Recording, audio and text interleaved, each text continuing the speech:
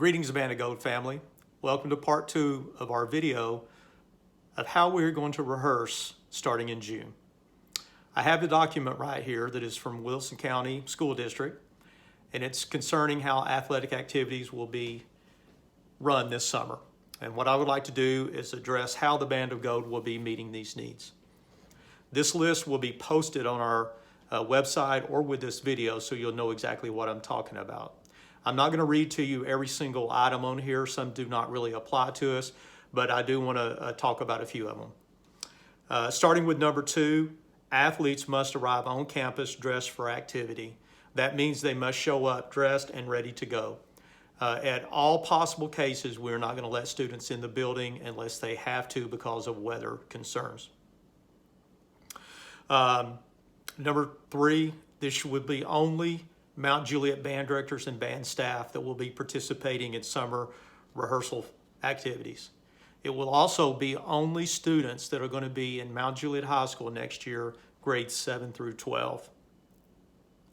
Parents and spectators will not be admitted to these activities. Okay, that means you just can't come around and stand and watch and that kind of thing. We will have some parents that will be there to help out, do some of the things that we have parents help with. Participants will be prompted to wash their hands or use hand sanitizer at the beginning and end of each activity. We're going to try to do as much of this as we can. We're going to try to have some wash stations and sanitation stations. But again, as you saw in video 1, if you can bring hand sanitizer or wipes, we would ask you to do that just because we obviously are struggling to find enough to make sure we can take care of everybody. We will have some pre-entry checks, and let's go over those checks. This will be for students, staff, directors, parents that are a part of this. Temperature checks. If thermometers are available, we are working on doing that. If a student or anybody has a reading of 100.4 or above, it is considered a high temperature.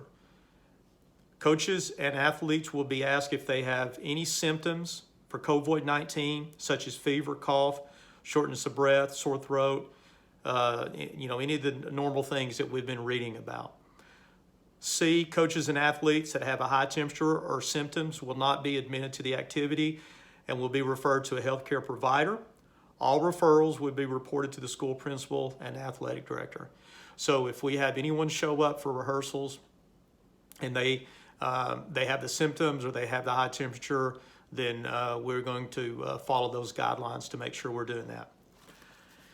Coaches and athletes that are referred to healthcare provider due to pre-entry checks will not be admitted to future athletic activities until they submit a signed documentation from a healthcare provider that the coach or athlete tested negative to COVID-19 or the healthcare provider does not feel that the coach or athlete is a risk to others. The school principal and athletic director will be notified of these results from the healthcare provider or from referrals. So we've had several people have asked about that. And if you'll look at number 9, really if you will look at number 8 and number 9, look at that carefully. That's what the county's plan is if we were to have any of those that we feel like we need to address. Number 10, all athletic activities groups will be limited to 10 individuals. Athletes must stay in static groups to mitigate risk.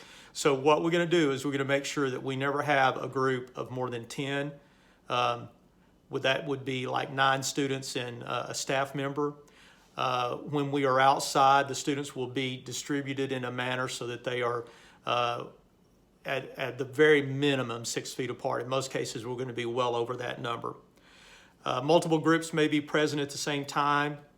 If the area prevents, groups must maintain at least 20 feet apart.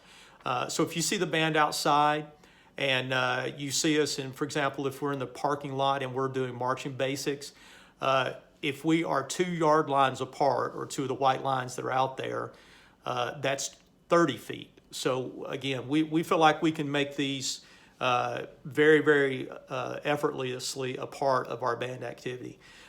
In some cases, if we're working on instruments, we'll make sure that the students are at the very minimum 6 feet. In most cases, it will be much more than this.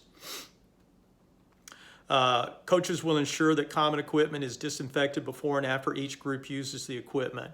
I really think the only time this will be an issue is in some percussion cases, and we have been working on this already to make sure that we have this covered. That should not be a problem. We're going to make sure that we do everything we can to make sure that students are not sharing instruments or equipment. Athletes must practice social distancing. We're doing that constantly. Coaches must stay at least 6 feet away from the athletes. We will be doing that at all time. If a group member tests positive for COVID-19, the parents of all members of that group will be notified and the group will be shut down for 14 calendar days. The school principal and athletic director will be notified of the positive test and the identity of the group member impacted.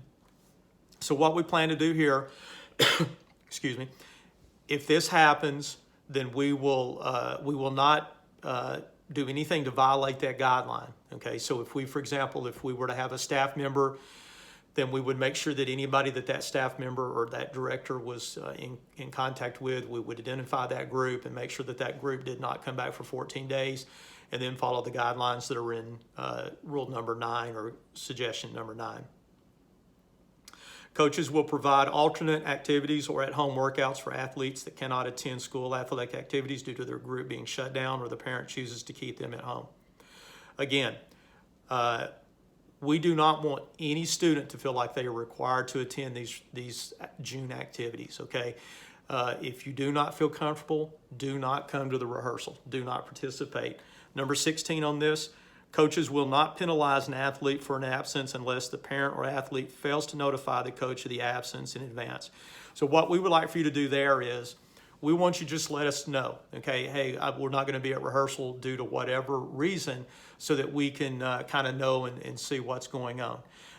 We are not going to penalize anybody. Again, the June activity is just to kind of get things going. I see this weird glare in my eyes there in the glasses, trying to get rid of that.